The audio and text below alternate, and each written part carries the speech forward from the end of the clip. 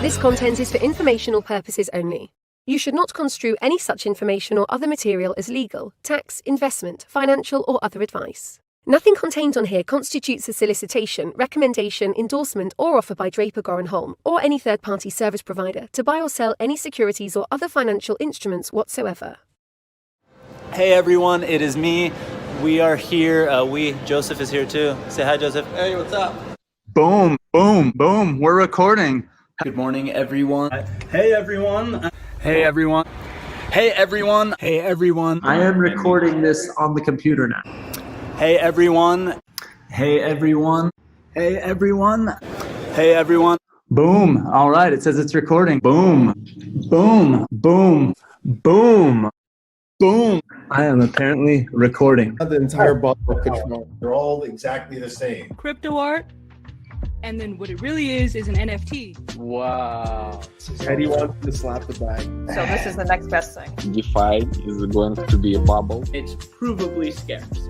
With Mad Dog. Crypto, gold, and silver. Transparent substance. Take my money, start a war with it. Without further ado, Cheers to you, brother. get shit done. Because the system has to collapse before that. My corona. Cheers. I feel much better now. Cheers.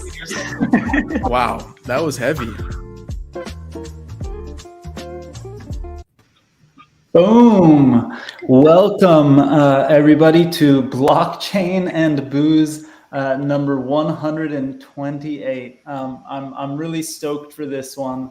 We've got a great crew with us, and we've got a lot to talk about. But first, really quickly, I want to give love to Blockchain Radio for always syndicating this and sharing it throughout the week after the event, and for Lunar Crush, allowing us to stream it on your platform as well. If you're watching on YouTube, on Twitter, on LinkedIn, or anywhere else, and you want to hang out with some of the crew in the system, ask questions, and I'll grab some questions for there and ask the audience after, go to meet.blockchainbooze.io. Actually, I've got to update this. If you just go to blockchainbooze.io, it'll redirect you to our platform where you can hang out, talk, and ask questions, and I'll bring it up to the audience. Photo dropped, but he'll be back in a second.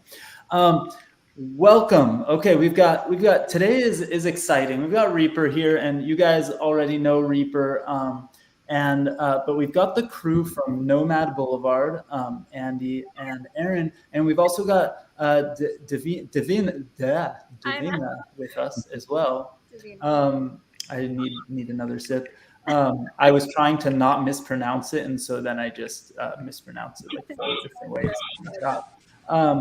But Divina's with us as well, and I'm excited to get to know everyone. Photo should be dropping back in also. He'll be a fresh face, although we might not see his face on Blockchain and Booze. So a lot of new guests, new members of the crew to initiate. But why don't we go around and have everyone do a quick introduction about themselves before we jump in and start talking NFTs and everything else. Divina, can you start? I sure can. So my name is Divina, and I am the founder of CFO NFT, which will be soon transitioning into CFO DAO. And its acronym means Creativity, Freedom, and Opportunity. And we are very women-based on trying to basically onboard women from different sectors, even the tech sector, or just Web2 in general, and try and aggregate them here and bring them into a very new setting of Web3. I'm also a women in Web3 advocate and speaker, and my process and what I do every single day is try to onboard people from Web2 to Web3, and I do that by using just social media platforms and trying to basically motivate, encourage, inspire people to transition and hopefully get them into the new wave of technology as soon as possible. So that's pretty much what I do on a daily basis. And very cool. Tell us again, what does CFO stand for? Creativity, freedom, and opportunity. And awesome. Yeah, it's basically directed towards women to, have their placement here in Web3. Yeah, I love it. I saw it before the event, and I was gonna try to crack a joke about I own an own a domain name NFT.tax, and when I saw CFO, I was like, I didn't think she was doing like financial work. And No, oh my up. gosh, and like obviously I thought of that, but I was like, I don't care. Like I have the name. Oh, it's so cool. Oh, cool. Photos here back now. Photo, we're going around the room doing a quick introductions. Let's just do it in the reverse order we were just going in anyway. So Aaron, why don't you go next? Sure, I'll go next. My name's Aaron. I'm an artist manager. I've been an artist, talent manager for 15 years, focusing on visual artists. That's illustrators, street artists, animators, and yeah, so like my whole career has just been managing the business, business affairs for, various artists and helping them get projects that they want, like making connections, working with brands and artists to do cool new shit. And so NFTs came along, and obviously I saw the opportunity there and have just been way down the rabbit hole of all this blockchain and a lot of booze along the way, I would say, just to keep up with it. Yes. Everybody's got to say what they're drinking, right? I mean, that's part of this. Yeah. I got Modelo in a rainbow koozie. Very nice. The koozie kind of matches the Modelo because it looks like those blankets you buy. It does. Right. Cheers. Divina, what were you drinking? I saw you had something. Well, I have like 3 different cups, but I put like a little bit of vodka in this one just for you guys. I'm drinking a 7-Up, and I'd like only put a little bit this time. You're lying. That's an entire cup of vodka. Normally the trick is a lot of ice, a lot of whiskey, and a little bit of Coke or 7-Up. But this time I really barely put any whiskey in because I have to do some things after this, and I'm responsible. Isn't it 7 and 7? You're supposed to do like Seagram 7 and then 7-Up. That's right. It is like a 7 and 7, except for I don't have Seagram 7, and I think it's Sprite. So I think it's a Johnny Walker and Sprite. Doesn't have the same ring. Exactly. And when I think of a 7 and 7, I just think of of old men, because I grew up and my dad and his friends would be drinking a 7 and 7, like in a heavy Israeli accent. Hey, I'm a 7 and 7, my friend. That's so funny because I think of like high school kids. High school kids? Yeah, that's like what it reminds me of. That was like the high school drink when I was growing up. Yeah, well, maybe that just means we're all getting old. I don't know. Photo. Let's go around. You next. Yeah, thank you very much for having us on. Apologize for not being present personally and visually. Kind of had some last minute things come up, but I was able to pop into my father-in-law's liquor cabinet, and I did pour a little bit of whiskey into some ginger ale.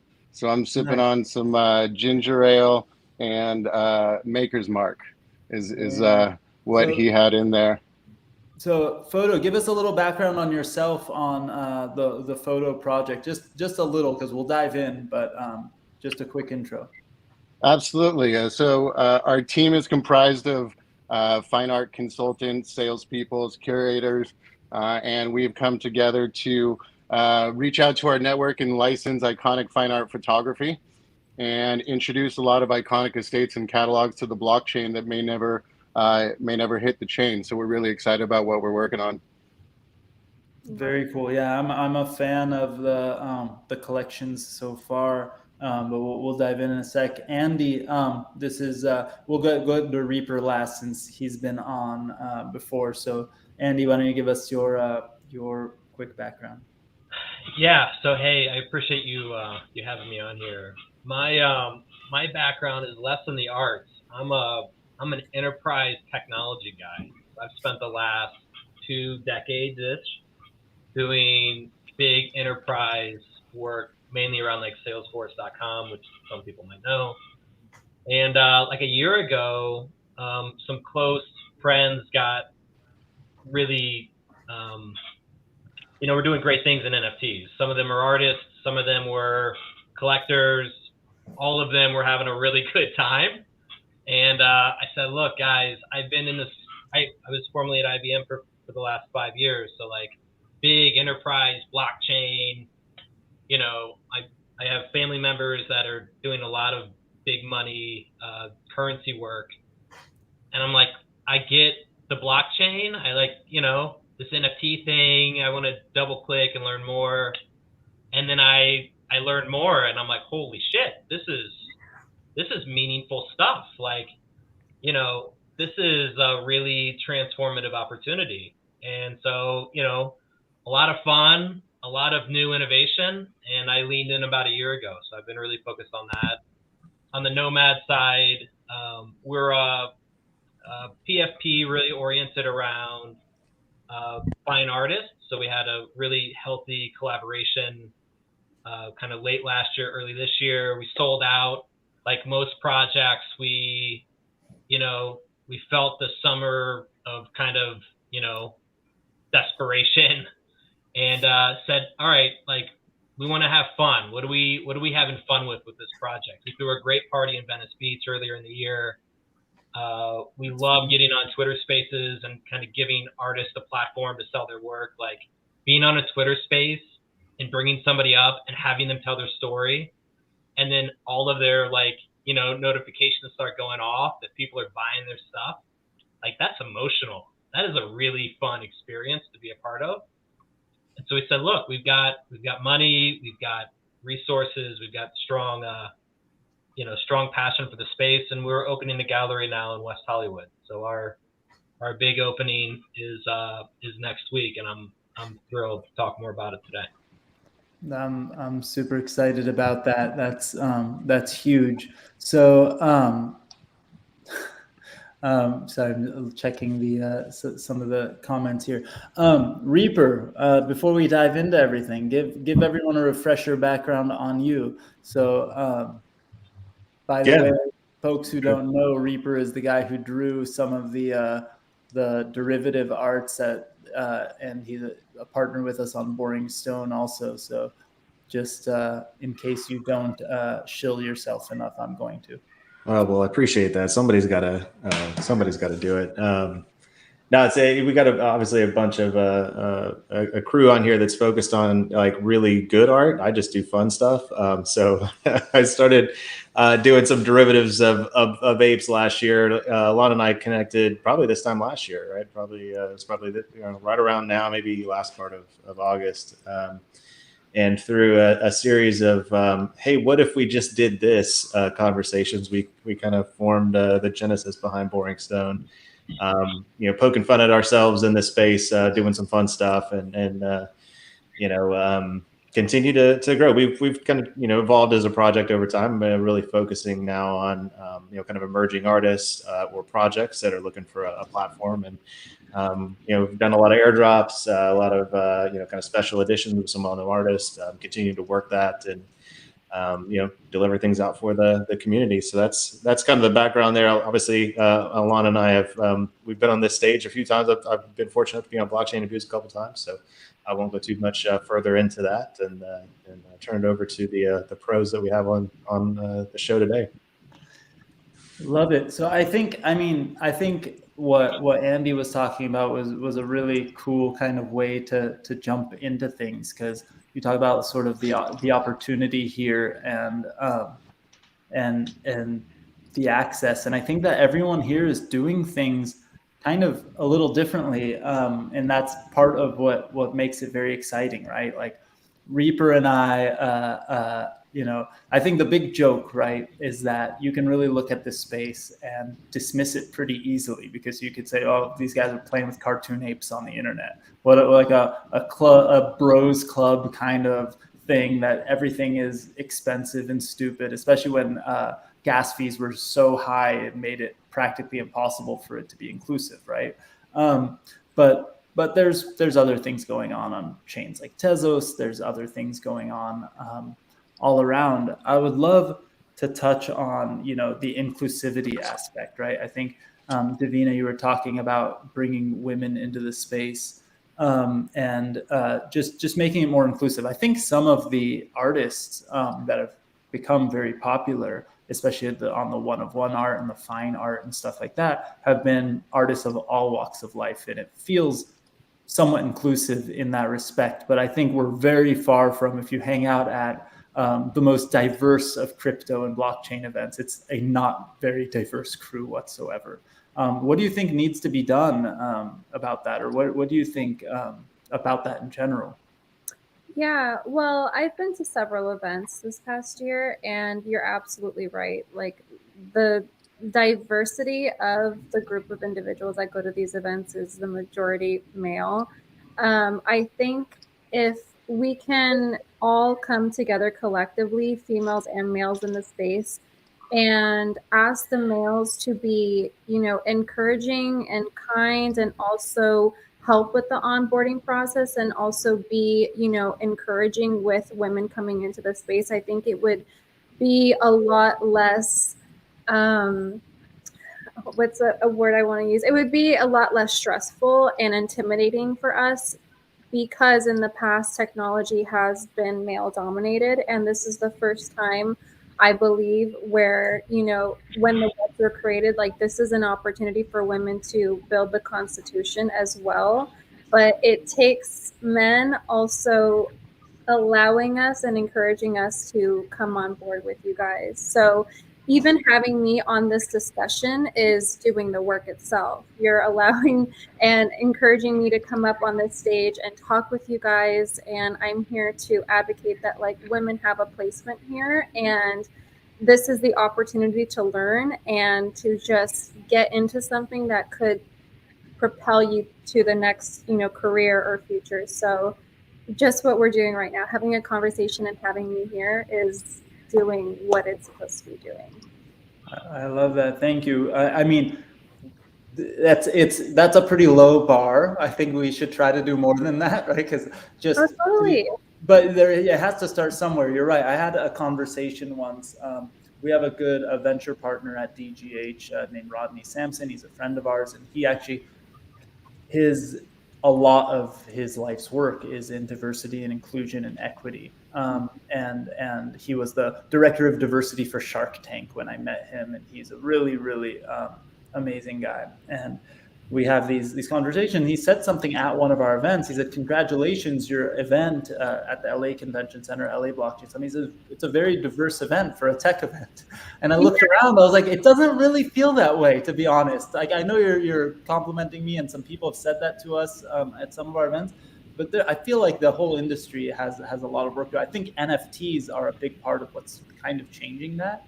Absolutely. Yeah, just because of the community aspect with NFTs, I think it brings like culture, niches, and like certain kind of weird qualities that we didn't think were relatable in these sub communities with these different projects. And it's becoming more easier to talk and connect with other people. And especially I personally believe, because it's in text, like a lot of what we talk about is in text channels, like on Twitter and on Discord. And I think it's easier for people to take away, the display of what you look like, and just talk to each other like human beings that have relativity towards each other. So once we have that down, I think that it's going to grow and be amazing. Yeah, I only laugh because of how ridiculous sometimes these conversations can be, because the flip side to the anonymous don't sing people's face is the anonymous troll that feels like they could get away with anything. And you look at some of these chains and you're like, it's out of control. But I agree wholeheartedly that we're getting somewhere exciting, and I think we need to keep fostering it. I do want to jump into there's a bit with Nomad, and there's a bit with Photo. Both of you guys, I think what you're doing. Yeah, Kevin made a good point. He said allow in quotes shouldn't have to precede the word women, right? And that's totally true, right? By the way, I just saw this comment that's unrelated to the diversity topic, but it's really funny, so I'm going to throw it up here. But I wanted to go into, something, that's interesting, I think, with this mix of friends we have on screen right now, is that, usually when I'm talking to Reaper, actually, when I see him IRL, not really in real life, but on Zoom calls, his background has all of his art displayed in a really cool way. And seeing some of this digital art in real life is a really, I think, really important and exciting thing, especially for the fine artists in our space. I think we love seeing our apes and ape derivatives and things like that on the wall, but fine art is its own thing in and of itself, right? And seeing it in person and feeling it in that way is really important. I'd love to hear sort of, do you guys have anything special you're working on at Nomad? I guess I'd like to hear more about Nomad in general, but I'd also like to hear, what are you doing differently, where the art is probably digitally native, but you're bringing it into real life? Are you doing anything unique with displays or anything like that? I would love to hear about it. I'm like really jazzed about this first show because it hits on, first of all, the main, the main art is video. So it's, I'll tell you what, I'm actually going to let Aaron describe it. Probably better so than I will on what I'm up to. And then I'm going to cover off the space. Sure. Yeah. So, I mean, so I guess backing up, the first show is the artist is Rabbi. He goes by Rabbi. And he actually used to be part of this duo called Circle. And Circle was a pretty famous street art duo based in LA. Rabbi happens to be probably one of the best spray can artists on the planet. Like, the guy's incredible. I think I grew up with a different Rabbi. Yeah. You never know who's on the other. I had to make some stupid joke. The whole time you were saying Rabbi, I kept wanting to go say something. I don't know. I'm a not very religious person, but just like most people, I had to tag along with my parents when I was a kid, right? Of course. Yeah. We have that's a different episode. He's probably shouldn't go there. The past year, he's been working on this incredible kind of green screen enabled art project that's film based, and it's animation, it's film, it's all the subjects are wearing a green screen suit, and they're being shot and interviewed in this really intimate way. And what you have is this video. And then, I feel like 10 years ago, selling a video at a gallery is pretty damn hard, but now with the way things are in the blockchain and NFTs, it's a bit more normal to buy a video clip, and maybe that extends to an infinite object, which we will have those at the gallery. And maybe that also extends to creating physical pieces. So how do we create an experience where there's NFTs, there's video, there's physical sculptures, there's prints, it's just kind of everything all together. Like, why keep it separate? Why just have an NFT gallery? And why just have a gallery when you can have art? And so maybe that's a bit about the art. Andy, and I'll let you. Yeah, no, I'm so glad I gave that to you, because I'm so glad I stopped myself. I love this show. I love the show because of what the content represents. So, the theme of the show is about this generation of escapism. So we're all individuals that are seeking different ways of kind of getting out of the present. And it's a very fitting show for, all of the things that we're experiencing coming out of COVID. So I think the content is just so perfect. And I think the way that he has put it together is just so engaging. The actual space, we're doing some really fun things. So all of his video work was his interviews were done with people in green screen suits. A lot of the space is going to have green screen all over it. And so Rabbi's got some AR filters that will be available for people as they're coming through the space. And that'll light up, different objects within the space. I'm 99% sure we're painting the entire front of the building green screen green, which is pretty wild. I mean, the space itself, we're right off of, for the LA people on the phone, we're right off of Sunset and Holloway. Like literally right where the old Tower Records used to be. Mm-hmm. Like you'll be able to see our building. There's a new Supreme coming in there, so we're pretty stoked about, just what's happening in our corner. We're going to do the digital screens, of course. We've got some great partners that are, kind of supporting us with that. We've got WIM. I think all in, we're talking like probably 20 different screens across 3 different floors. But at the end of the day, like the experience will be, obviously plenty of NFTs, co-ops, all that good stuff. But it'll be really more about the immersion of, moving video, green screen AR filters, and just a lot of people having a good time. Like, love it. Like that's really what we want to be. How long is this going to be, transformed for this particular showing? Like, so this show runs from the 15th to the 12th. Okay.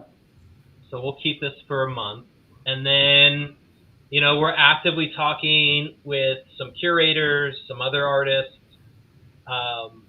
One of the things we did a ton of discovery just on like how everybody's approaching the physical world today, like all these NFT projects that have become, kind of ventured into the physical. Some people are trying to be the Best Buy, right? And I applaud them because they're actually doing a great justice to all of us, trying to onboard a bunch of people. It's a very different vibe than traditional gallery that in my opinion isn't quite as welcoming. And so I think that kind of misses the ethos of what NFT is, at least for me, and I think a lot of people, around the community element. And so we're really trying to be, a place that celebrates creation, but also kind of empowers and gives space to community building.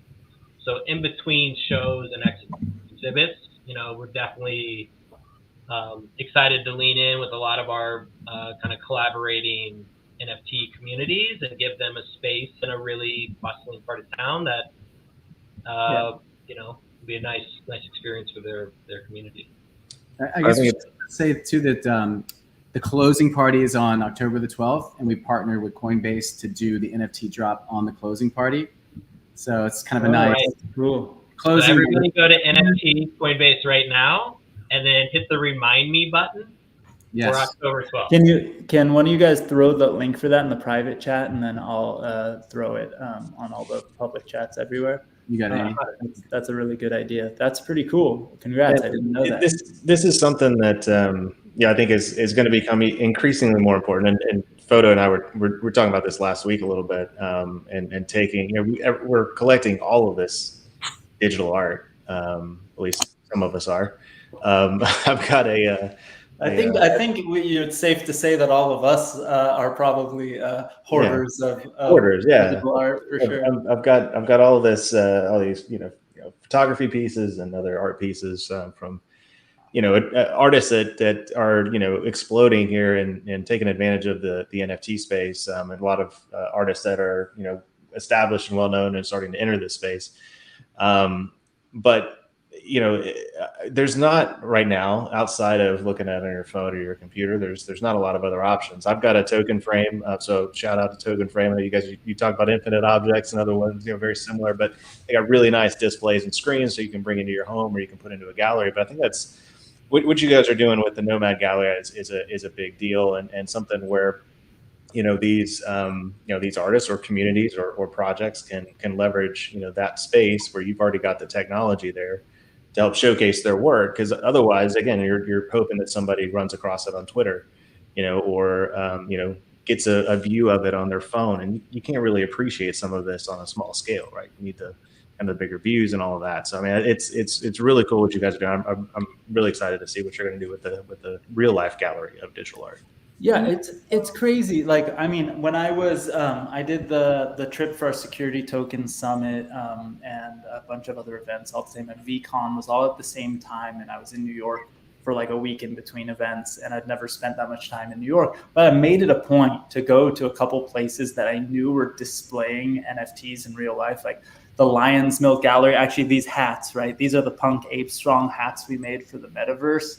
Let me see if I have the image of it. So all the Blockchain and Boost community members and other people got this hat for Decentraland, his Bored Ape Hardcore hat. And I went and I've got like 13 of these made. 3 of them are in my closet. The other 10 I took with me to New York. Actually, I shipped them to Yoni's house. And he stole one of them, and I put the other 9 inside of Lion's Milk Gallery. And the main reason I went to Lion's Milk Gallery and did like a hang session Blockchain and Boost is because they have 6 displays on the wall that display random NFTs and different things. And I went, I want to hang out with the coffee shop in Brooklyn that hangs NFTs on the wall.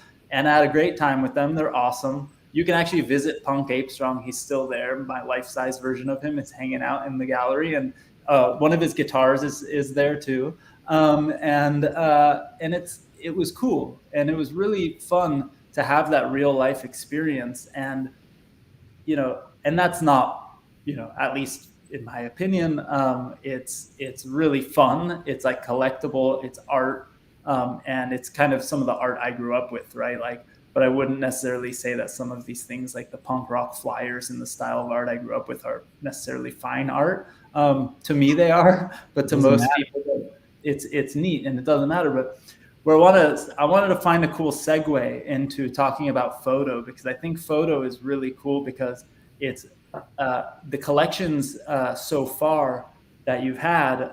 That first one with all of the musicians and artists from the famous photographer of them was to me one of the coolest things that anyone did in the NFT space, because it was, you know, getting to own some of these iconic pictures that you would recognize that maybe it was a little too early for the NFT space to appreciate. But like when I pulled the Joe Strummer one, I was like, oh, that's perfect. Like, you know, that's the one I should have pulled, right?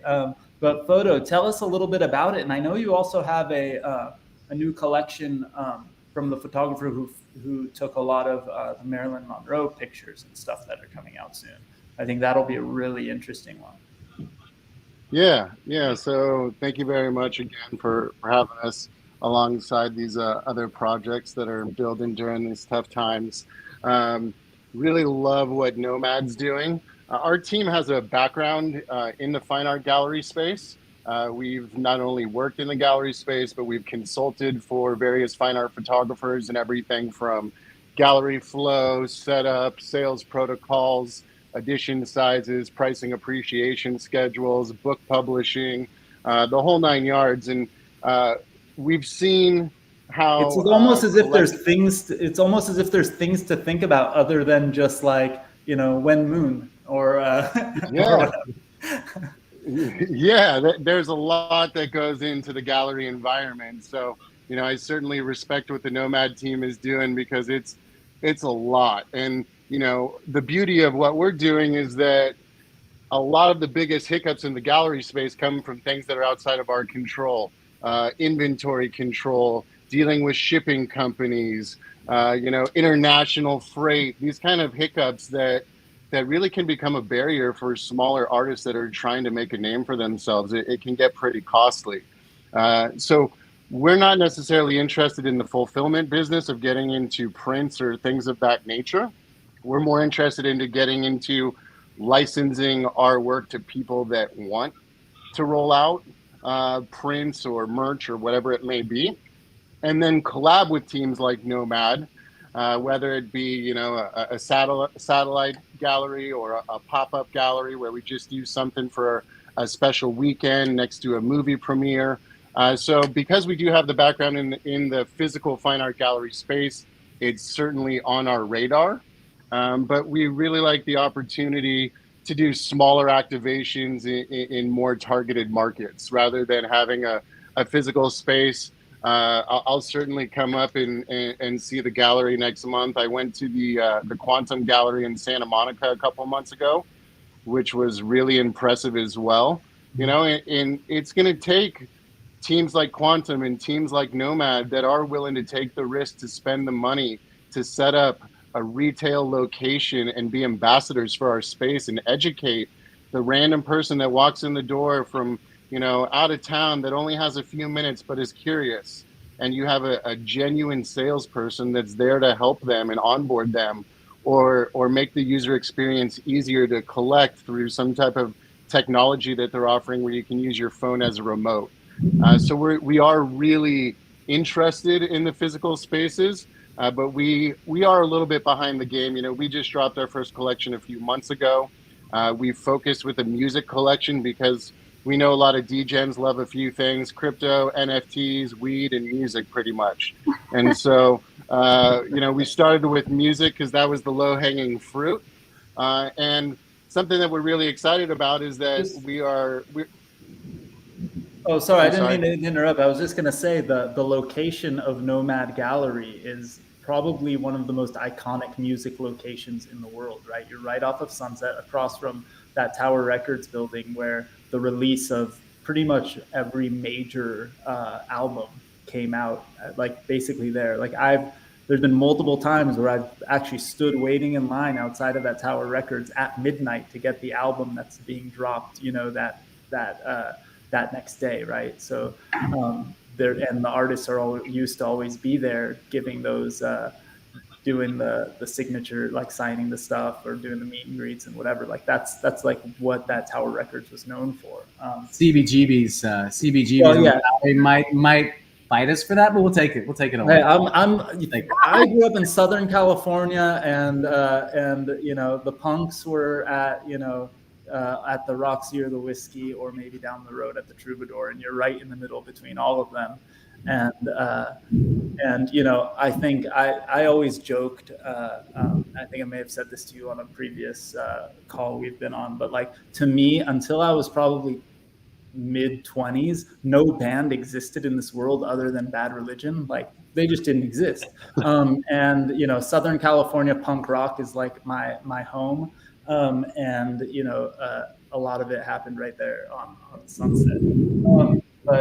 So photo and the pictures from that first collection that photo dropped were like some of the most iconic music people. Wasn't just punks, right? Like, very few were punk. But I happened to grab the Clash one, and that was pretty cool. But why don't you tell us a little bit more about that specific collection? I kind of interrupted there, but sure, yeah. And I'd love to show our project a little more, but real quick, Nomad, if you haven't heard of Archive, definitely check into Archive.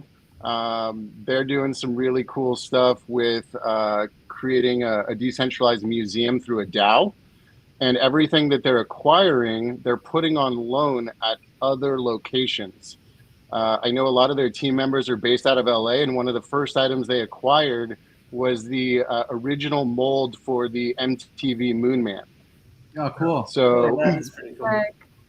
They might be looking for a place to house that, and you will be right in their backyard. So when Alon mentioned that, right away, I was like, I got to tell them. I had to say that before I forget. Yeah. But yeah, so our first photo, MTV Moon Man, right in the middle of West Hollywood Day. Yeah, that'd be cool. We could help them do some cool stuff for sure. Yeah, so there's a couple ways you can collect with us. We have an all-access pass. There's only 500 of them. It's not exactly a mint pass, but we say it gives you all access to all things photo.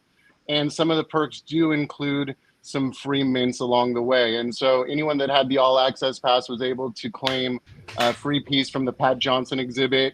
It was 4 decades of music photography. Everyone from Grateful Dead and Rolling Stones, Led Zeppelin, all the way up through Journey and Public Enemy, NWA. I mean, they shot everyone, Eminem, Dr. Dre, Snoop. So an incredibly vast collection that anybody and everybody, whether you're a boomer or you're a 20-year-old in the NFT space, if you're interested in photography, there would be somebody there that you could connect with and relate to. So that was a real fun project. And, going back to what Andy mentioned about fulfillment in the work that you do. Helping Pat Johnson generate $750,000 in sales through his photography in just a few weeks was better than anything. I mean, having that man call me and say, for the first time in a long time, I'm waking up in the middle of the night in my sleep with ideas to go out and shoot. That was what made it all worthwhile for us, And so we have so much power in what we're doing, not only for ourselves and the ability to change what we're doing and change the course of the industries that we're in, but also the people that we're working with. Pat Johnson took a leap of faith with us. He didn't know anything about blockchain. He had never purchased crypto. We spent hours onboarding him and his family members, and it's a beautiful thing to hear that message that the work has been received. So when we bring these artists into these spaces and collectors say, man, that Tupac photo, I've been looking at that since I was a kid. I can't believe I have the chance to talk to you and collect it. It's special, and it transcends the when moon conversations that are out there. And I think we need more of that, to really push this space forward. So grateful to be in this space alongside everybody in here that is doing that. I have a thought while you were saying that, and there's so many things I want to touch on with everyone, but now I'm kind of thinking down this rabbit hole. Somebody, Crispin, one of our users, was also asking about royalties, and that's a really interesting thing that I feel like we should touch on, especially when we're talking about the inclusivity part and actually like having artists feel like they're not just doing something short term and being taken advantage of in certain ways. But really quickly, Photo, you talked about doing gallery things, or you talked about that DAO that is going to kind of display their art in different ways. What rights do, like, let's say I think I have 4 or 5 of the Pat Johnson photos. I've got like the one that I immediately recognize, right? I've got like the Clash one. I think I've got one with like Usher and one of Mary J. Blige or something. Not really people that are like my wheelhouse, but I instantly recognize them, right? And do I have the right, for example, to display them in a public way? Do I have a right to? What kind of IP rights do you give, and what do you think about that, right? Like, I buy a print from Pat Johnson. I know exactly what I own, right? I own that print, and I can put it on my wall. But when you're getting a digital thing, I'm almost afraid people might get the wrong ideas, because they might go, well, I own my ape. I'm allowed to do whatever I want with that. Can I blow up this image and, put it on an advertisement or whatever? What rights do you give as a collection? It's a great question. And, unfortunately, it's been happening to creatives for decades, where their work's out there and people right click and, put it on an ad. They put it on some punk flyer without asking permission. Right. It's something that's happened for a long time. So obviously we can't prevent it. At this current point in time, collecting our fine art photography is no different than if you were to walk into a gallery and collect a piece. You own the personal collecting rights to it. You can sell it privately. You can trade it. You can give it away if you want to, but you don't have the rights to commercialize it. Just like if you were to buy a one-of-one Picasso, right? So there's parameters around collecting our work currently. With that said, we're really excited about the possibilities of extending IP into NFT photography. And we believe that that's going to be something that's necessary to really make it take off. When you go into the stats on OpenSea and you look in the categories of top sales, the photography section's a little bleak. And we feel that we're still early right now. And we have the opportunity to do some incredible stuff with the work. And some of that can be with licensing and sub-licensing. So at this point in time, you're collecting it just as you would with fine art. You can hang it on the wall, display it. You can display it publicly. You just can't commercialize it. Now, at Photo, because we're working directly with the estates or the photographers, if you're interested in doing that, we're more than happy to open that dialogue with the copyright holder. So if it's something that you want to do, we will try to broker that opportunity for you, but it's not a given at this point in time. It's probably That's tricky cool. too with like if you're dealing with like a photo of Tupac or a photo of Dre or Marilyn Monroe, then you've got like you can't allow someone to commercialize it because they've got to go to like the Marilyn Monroe to get like the other rights, right? So I have a lot of opinions about this, by the way. Like I feel like photographers are like probably really scared at the BOYC model because they've just been screwed over for so long. You know, they'll find the work on like a bank ad and they'll have to go sue them to take it down. Part of my job as an artist manager is like protecting rights. And the first thing I've always done for the past 15 years when I get a contract, whenever it says buyout rights, it's just like X, no, we're never doing that. Artist retains copyright. That was just like the first thing I looked at. And then I looked at everything else. But now this whole, you know, the whole BAYC model of like allowing people to monetize it, I feel like it reminds me of, I've said this before, it reminds me of street art.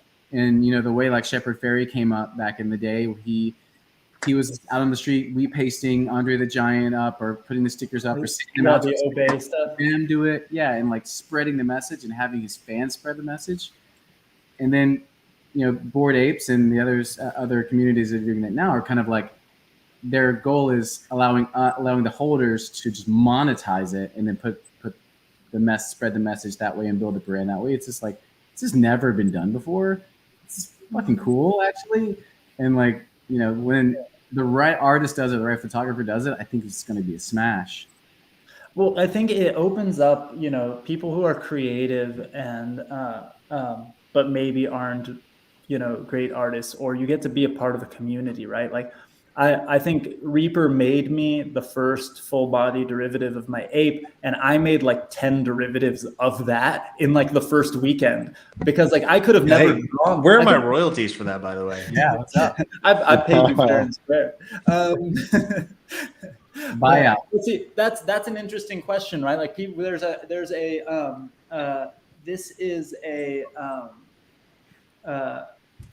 this is actually like a chat that's happening in the group chat right now. People are talking about royalties and talking about like, you know, one person said it's kind of BS because it's not enforceable. One person said, you know, some other things, but I'd like to get your guys' opinions. Divina, I think it's a big, you know, you've been mostly quiet, and I think this is something that actually, to me, is one of the biggest parts of the sort of inclusivity argument about coming onto the blockchain, right? Like I think people are really scared of digitizing their art if they're used to making physicals, or they're scared to put it out there because it's so easy to copy and paste or steal, right click and save, whatever.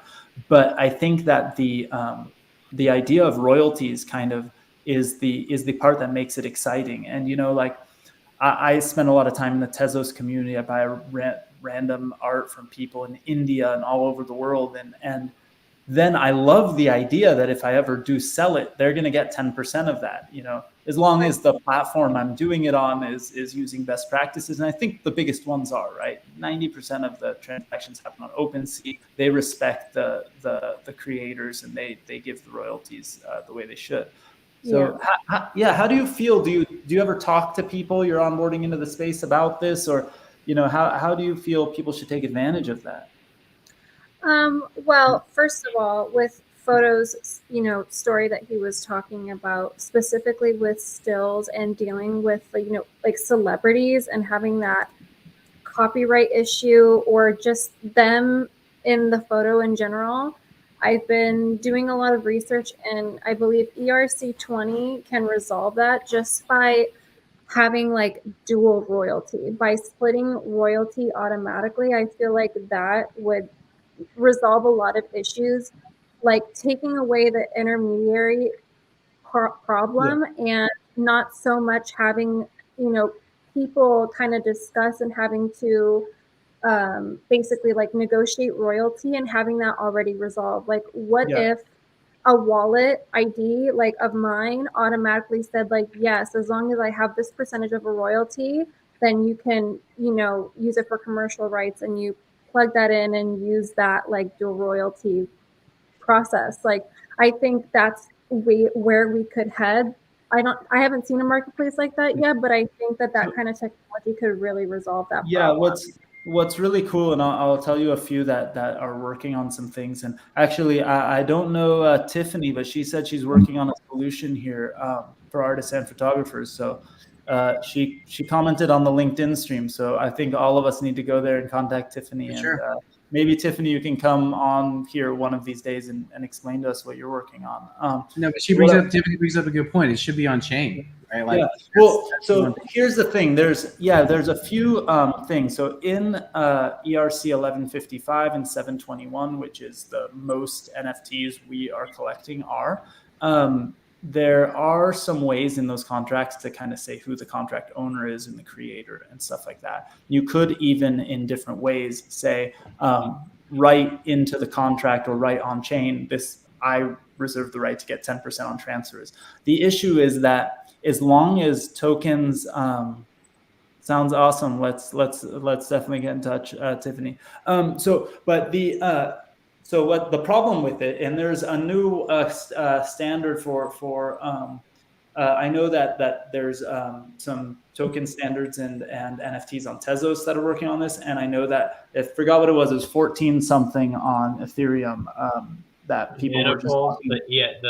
For the royalty registry that you're talking about. So the royalty registry and all that. But the issue is, as long as there's a way for me to transfer a token without that, there's a way for a workaround. And so people are scared that there's going to be people that are going to transfer the tokens, because technically I can take payment outside of the contract and I can transfer it to you for free, because and there's workarounds. But I think the issue is not, I don't think we need to build assuming people are going to cheat, right? No, I'm talking about directly paying people so that there's no like working around like a sale, or like, I don't want to say like we have like there's human error with this, because like we are very capable of working together as the human species, but like I feel like this technology can help resolve a lot of those issues by automatically doing that work.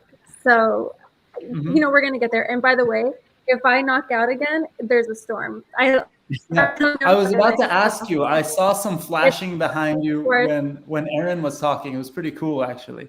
We don't get rain here. So. I was saying, welcome to your first Texas thunderstorm. There, that happens quite often. There you go. Sorry about this royalty issue is I mean, obviously you've seen it all over Twitter lately. It's like we're all bored in a bear market, so let's argue about royalties, right? So like that's been the thing lately. And it's weird. Like I've kind of gone back and forth on this. Obviously, from an artist standpoint, one of the big draws to this whole space was royalties, and I didn't even realize when I first started doing this. I started minting some stuff on OpenSea back before I knew how all this stuff really worked. And it's like, oh, you put in a wallet, and if somebody trades this, 10 years from now, money just flows back to me. How great is this? This is awesome, right? But, to your point, it is, as we've all kind of come to find out, it's not truly enforceable on chain unless we get to a new token standard or something like that comes out where we have to move things over. But it's a great narrative. Yeah. Hey, anybody familiar with the Immutable X, like global order book? A little bit. I think that's our homework for everybody, because that's an interesting standard. So Immutable has all of their NFTs on a global order book, and it allows them to have more control over things like royalty enforcement. Yeah, it's a little bit less decentralized, but it's a lot more fair and feels friendly to the artist. You just made the point though. That's going to be the difference, right? If we want to control it, we're going to end up in a centralized situation, right? Well, here's the thing, in my opinion, right? So the Immutable X crew is awesome. They're the people who created the card game Gods Unchained back in the day, like one of the first really good card games and NFT games. And I actually interviewed their founder. The reason I even knew about it, Andy, is I interviewed their founder at VCon. That's one of the panels that I did there. And they're crazy smart. It's really, really cool. And they're a EVM chain, so it may resolve to Ethereum at some point too, which is really cool. So So David, for example, one of our guys said there's already platforms cheating NFT sales and bypassing creators. But I think the issue is, though, at the end of the day, as much shit as we could talk about something we don't like on OpenSea, it's still the big dog, and they have a certain standard, and they're really good about splitting and making sure they pay royalties and doing things right. And I think that any platform that launches that doesn't do that, it should be up to the community to kind of just make sure that platform doesn't get love. The community now, and I think most people, like those of us who are really actively participating and want to see the space succeed, sure, we're fine paying royalties if it's for something we want to buy. But I got into this whole space from the sneakerhead community. We will find any way we can to save $4 on a pair of sneakers so that we can turn that into profit. Like if you can tell somebody you can go and trade directly and not pay royalties, they're going to do it. And so unless there is an enforceable way in a decentralized world, it's going to be extremely tough to really keep people doing it. Yeah. I don't know. I think I'm more with Alon on this. I have to agree with you. You can still sorry, I got excited. Danny just shared up some pictures from VCon in the chat. I forgot to. I was excited that everybody agreed with it. Danny is the one who took some of those pictures of me at VCon up on stage. That's so cool. Sorry, I didn't interrupt. I got excited. No, it's cool. I feel like you, like back in the day, if you didn't want to go buy a movie, you would try to record it on a VHS, right? Or then there was Napster, and if I still didn't want to pay my $10 a month to Spotify, I could probably work my ass off and get some music, but it's just hard. I think we should just make it hard for people to do that. Make it hard is probably the way, right? I mean, everyone's going to use their parents' Netflix if they still can, right? It used to be hard to pay for music digitally. And then, so we all were young kids at the perfect time of free music on the internet. And we didn't know or really understand that it was stealing and didn't really give a crap either. And the bands that were stolen the most made the most money on tour because of it, right? And so the ones who were really smart and understood it didn't give a crap and actually helped do those kind of things. I remember a lot of bands would actually create digital versions of their songs that were high quality to make it easier for people to pirate at least the high quality version and stuff like that, because the more pirated they were, the more people came to their shows. But at a certain point, Apple did what they did and made tracks 99 cents, and we stopped stealing them because it became easier to just pay $10, right? And then all of a sudden the streaming services came out, and then you just pay $10 a month and you just get all the music all the time, and it just feels free. And I just think the models will change, but I think you're right, Aaron. If we just make it hard and make it tough on people, the majority of people are going to do it the right way. The artists are going to get paid. And at the end of the day, the beauty of this space is there isn't the gatekeepers, right? There isn't the folks saying who can and can't participate. And, a punk can sell something for $3 and somebody more refined could sell something for $100, and they can both be happy and do whatever they want to do. That's the beauty of what we're doing here, right? I don't know. So guys, we're already a little over time. We're going to have all you guys back again and touch on some of these subjects. Before we go though, I want to do the full round and have everyone point us in the direction of where to follow you. I know the big dates, at least coming up, guys, give us the dates again on the Nomad Gallery and the photo drop. Divina, if you have any specific drops, give us the date on those, but each person give us where to follow you. This time go the other way around. Reaper first, go. Oh, wow. Okay. I was going to try to do something creative and throw it up over my face, but hey, cool. So Reaper _NFT on Twitter is probably the easiest way to find me. You can reach me there. It's probably the best way. I want to throw something out. I forgot. I said I was going to shill something about Reaper. Reaper just posted on Twitter that you're doing a few derivatives. You're opening it up. I wanted to share the last derivative. It's going to put Aaron in jail again. Watch this. Look at that. There you go. This is the latest derivative.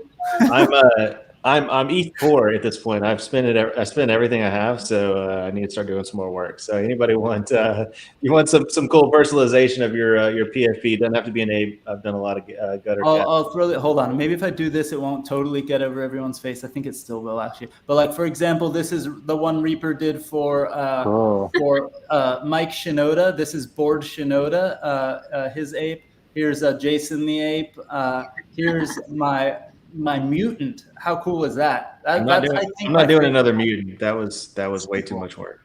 This is Jord Ape Lyall, Clape Morrow. Wow. It's dope. And here's Punk Ape. I like going between these. So Alon, I will. Even though I don't have a whole lot of ETH, I'm going to send you back some royalties for a shilling for me. So appreciate it. Thank you. No way. I just keep getting free, amazing pictures of my ape. This is how I pay for it. I buy people gifts like puppets and stuff. And just to show, we are going to have some of those. If you happen to make your way out to the LA Blockchain Summit here in just over a month and a half or so, we're going to have some of those full body cutouts kind of plastered all over the place. So you're going to get sick of seeing them. Yeah, you're going to see full life-size apes all around the summit. It's going to be fun. Actually, I didn't talk about that at all, and I should have shared the graphic right off the bat. But for everyone still watching, November 1st through 3rd, LA Convention Center. We're going to do LA Blockchain Summit, LA Blockchain Week, that whole week. Actually, the opening party will be on Halloween, which is kind of insane, and it'll be some fun. But there'll be a lot more about that soon. We're probably going to have to do something at Nomad also at the same 100%. time. Absolutely. Yep. Absolutely. Andy, why don't you go next? Where do we follow you on Twitter? Where do we follow Nomad Gallery? Interesting things that I'm doing come through Nomad. So at Nomad Boulevard, Twitter, and Insta. You can find me on LinkedIn too. So Andy Thoe, Thoe. And then next Thursday, the 15th, West Hollywood, grand opening. It's going to be amazing. And if you can't make it on the 15th, come on the 16th or the 17th or the 18th. We're around. We're going to be there for a while. We're excited. I finally get back to LA that day, so I'll come by and say hi. Lovely. Amazing. Yeah. It's going to be a good show. Right. Heck yeah. Photo, where do we follow you? Follow us on Twitter at PhotoNFT, or you can jump on our website at photo.io. We have a couple collections that are live right now. The Pat Johnson collection is always available on chain to purchase on secondary. We just released an incredible street skateboarding photography collection from the Southern California street skateboarding scene in the early 80s. Yeah, that one's pretty cool. That one's more of a soft release. It's a super sleeper. It's some incredible shots, and we got some Easter eggs in there that kind of lead you to what you're searching for. And then this upcoming Tuesday, the 13th, we're releasing our Innovation of Influence, Norma Jean by Richard C. Miller. Really excited about this one. We have some mixed media collaborations with artists like Claire Silver and Jeremy Cowart. We're also rolling out something really unique, a on-chain certificate of authenticity. So anyone who collects this Marilyn Monroe piece is actually going to get a certificate of authenticity signed by the copyright holders. So something that we're working on to continue pushing the conversation around IP and ownership. That's awesome. Cool. That's really, really cool. Nice. Excited to see that now. I opened up some tabs of the skateboarding collection too, because that's you'll probably notice pretty quick who the subject is of that, but for reasons we won't say, I won't say who it is. Well, that's the fun of it, Reaper. I mean, a little bit of a background. The collection is of a youth skateboarder trying to find himself and find his identity within a sport he loves, while simultaneously he's helping the sport he loves find its own identity within society and sport. And so because these images are of a 12-year-old just passionate about what he's doing, it doesn't really matter who it is, but if you really want to find out, you can. That's cool. Cool. That's these are so sick. Okay, so next, Aaron, give us where to follow you on Twitter and anything you want to mention. Twitter's the place to follow me. It's just Aaron L Barr, AARON L Barr on Twitter, and I'm into all sorts of crazy weird things. Nomad next week. We've got our wine company is launching on. Yeah, we didn't get to touch on a lot of things. That's what I was saying. We're gonna have to follow me on Twitter. We'll get to all of it. Working with another amazing artist, Buff Monster, on his Genesis animated launch, 2,000-piece collection. It's happening in a couple weeks. All on the Twitter. I try to be pretty communicative there. So. Thanks, Alon. Thanks for having me on. This has been super fun. Of course, we're gonna have to have, like I said, everyone back again and touch on everything. There's so many more things we didn't touch. And Divina, where to follow you and what's next? Yeah, so you guys can follow me on Twitter at CFO NFT, and I also do have a lot of beginner NFT crypto TikToks under the username who is Divina. So you can DM me on Twitter. I'm open to talking to anybody if they have any questions. I'm here to get you excited about the Web3 space and help you come on board. Heck yeah, that's exciting. And I hope that, like I said, I waited till the very end to talk about LA Blockchain Summit, but all 5 of you are invited to join us, speak about whatever you want. We'll figure it out. So let's do something. And of course, let's find a way maybe to display the photos. Let's definitely do something at Nomad. And Divina, maybe you can do some of those NFT Crypto 101s live there. So let's figure some cool stuff out. But thank you everyone for joining. I appreciate it. For those of you in the chat, I'm going to, when I end this, you'll be able to turn on your camera and hang out with everyone if you'd like, and have some fun over there. So really quickly, if you're watching on one of the streams, go to blockchainbooze.io. If you haven't yet registered there, you register, and then you can hang out with the community there. So come join us. See you all next week. Blockchain Booze number 128. Holy crap. All right. Yeah, have a good one. Thank you. Bye, guys.